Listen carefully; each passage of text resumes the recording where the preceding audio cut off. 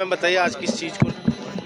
आज सर आज हम ज्ञापन देने आए हैं। एक फकीरा खेड़ा में सरकारी स्कूल बनी हुई है, 8वीं तक उसमें स्कूल चल रही है और बाउंड्री वॉल बना हुआ है पूरा।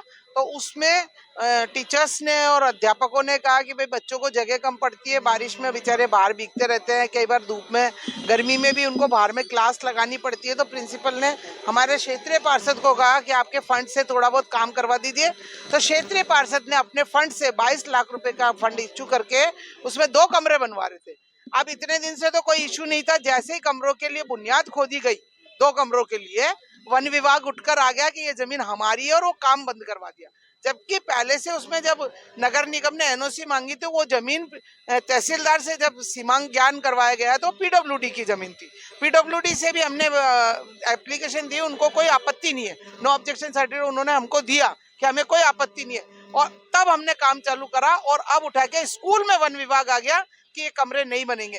तो अगर ऐसे स्कूलों में अगर ऐसे काम नहीं करने दिया जाएगा, सरकारी स्कूलों को इससे उन्नत नहीं किया जाएगा, तो बच्चों के भविष्य से खिलवाड़ किया जा रहा है। तो हम ये चाहते हैं, हमने कलेक्टर साहब को दिया, लेकिन कलेक्टर साहब के लग रहा ऐसा है कि जैसे कोई उनके ऊपर कोई प्रेशर है, वो उसमें स्कूल नहीं बनने दिया जाना चाहिए।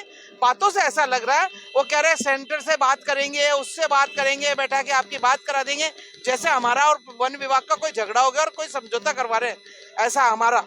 जबकि हमारा कोई वो नहीं है, हम तो केवल एक शिक्षा के लिए 2 कमरों का उसमें भवन निर्माण करवा रहे थे। उसकी वजह से अभी मैं वन विभाग भी जाके आई, वन विभाग में भी ऐसा ही लगा कि उनको ऊपर से कोई प्रेशर है जो वो कमरे नहीं बनाने दे रहे। ऊपर से किसका प्रेशर लगता है?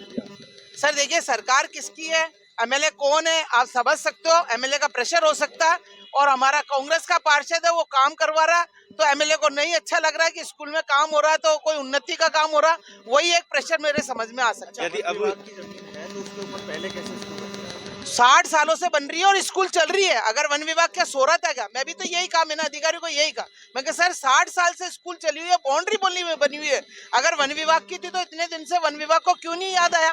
ऊपर मंदिर बन रहा वन विभाग की जमीन में, गार्डन बन रहा, कई चीजें बन रही है, और लोगों ने वन विभाग की जमीन में लोगों ने कॉलोनियां काट दी, तब ये वन विभाग सो रहा है। लेकिन स्कूल के नाम पर जाग गया, स्कूल नहीं बननी चाहिए। अच्छा दीदी, नहीं बनने दिया भवन निर्माण, तो आगे क्या रुक रहेगा? बिल्कुल, हमने कलेक्टर साहब को जो ज्ञापन दिया उसमें लिखा हुआ है, क्योंकि बच्चे परेशान है, उनके जो माँ बाप है वो सब परेशान है। हमने उसमें ज्ञापन में लिख के दिया, अगर 3 दिन के अंदर काम नहीं होता तो शुक्रवार को हम यहाँ धरना प्रदर्शन देंगे, यहाँ बैठेंगे, और उसके बाद भी काम नहीं होगा, बच्चे बैठेंगे हमारे साथ, उनके माँ बाप बैठेंगे, फिर भी काम नहीं हुआ तो हम यहाँ भूख हड़ताल करेंगे। ऐसी हठधर्मिता इस सरकार को करने नहीं देंगे हम।